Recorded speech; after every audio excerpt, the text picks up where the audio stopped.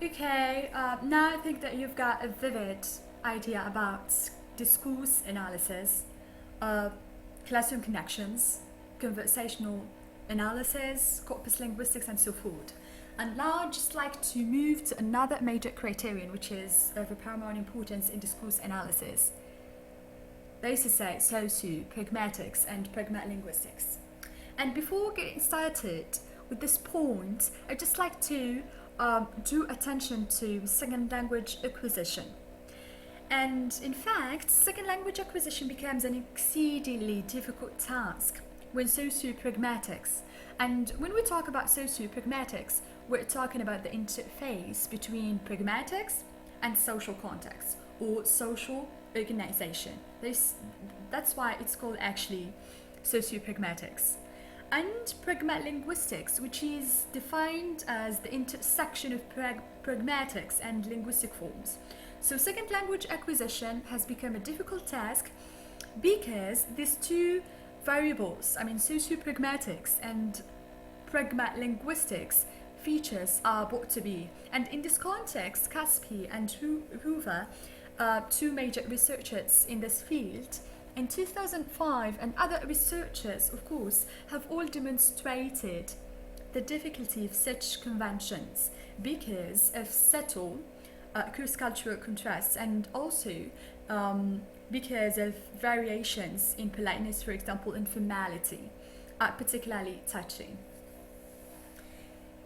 Alright. Implicit in the above discussions of language functions, discourse analysis, conversation analysis, corpus studies, and contrastive rhetoric is the importance of pragmatics in conveying and interpreting meaning. So the interest and the purpose of pragmatics is actually interpreting and conveying meaning through discourse analysis, through language functions, conversation analysis, corpus studies, contrastive rhetoric, and so forth. And pragmatic constraints on language comprehension and predictive may be loosely taught as the effect of context on strings of linguistic events. Grammatical knowledge are fundamental to learning the pragma-linguistic features of a language. So grammatical knowledge, is very important and fundamental in the learning of the pragma-linguistic, features of the language. And pragmatic conventions from a learner's first language can transfer both positively, and negatively. Now, I'd like just to move to classroom connections. And again, when we talk about classroom connections, we're talking about teaching implications. So, one pragmatic element of language that is useful for classroom learners of a foreign language is how to disagree politely. And here we just take a typical example.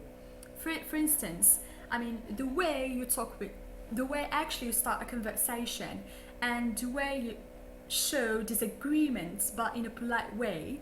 You may say, for example, I see your point, but, etc. And I think I understand what you are saying, but have you considered this and this and this and so forth? So this is a polite way to disagree in a certain conversation. You respect the view of others while you are initiating and defending your point of view, of course, in a more polite way. Language and gender. Language and gender is actually an intriguing variable in discourse analysis. And when we talk about discourse analysis, we cannot deny the importance of this variable. One of the major pragmatic factor or variable affecting the acquisition of the communication or the communicative competence in virtually every language, and one that has received considerable attention recently, is the effect of one's sex on both production and reception. It's not only production or comprehension of the language, but also the reception of the language. The studies of language and gender did not even begin to deal with some of the more overtly formal patterns for men's and women's talk in other certain languages. And in English, for example, Another twist on the language and gender issue has been directed towards sexist, between brackets, language. What do we mean actually by sexist language is language that either calls unnecessary attention to gender or is demanding to one gender. And research on language and gender has historically seen some theoretical shifts, okay? It's actually a spelling mistake. Shifts. First, reacting to use of women's language as deficient or inferior to men's, and Robin Locke's 1975 work established the notion that women's language was different from men's language. And then the theoretical possessions evolved to emphasize the relationship between language and power, especially power as viewed by men in society, their social domination of women. Okay, now we come to discourse styles. And we're going to talk about different discourse styles that are used by different learners, okay, in discourse analysis.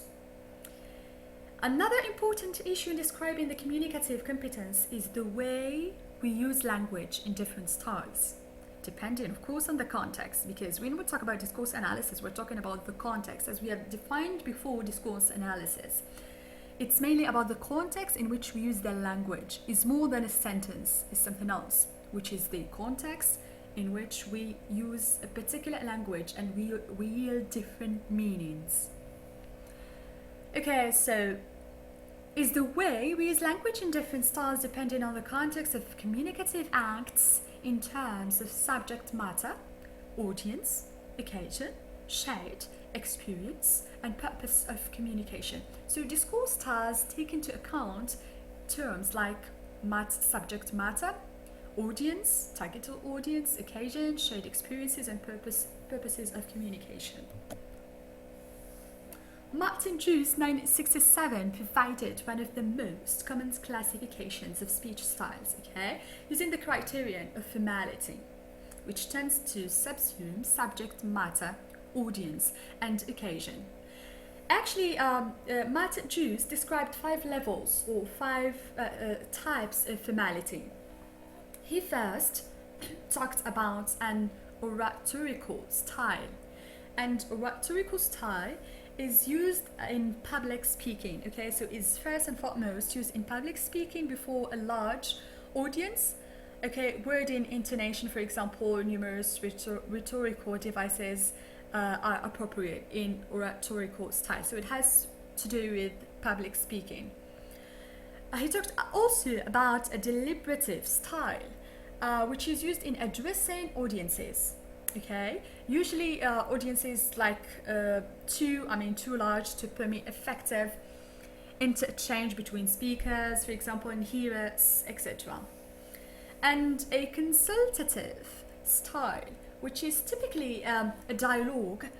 It's all about a dialogue. And for example, we can talk here about some instances like business conversations, okay, or we may talk about doctor-patient conversations, and the like are usually consultative in nature, which are actually consultative in nature. The fourth style or type of style is a casual style.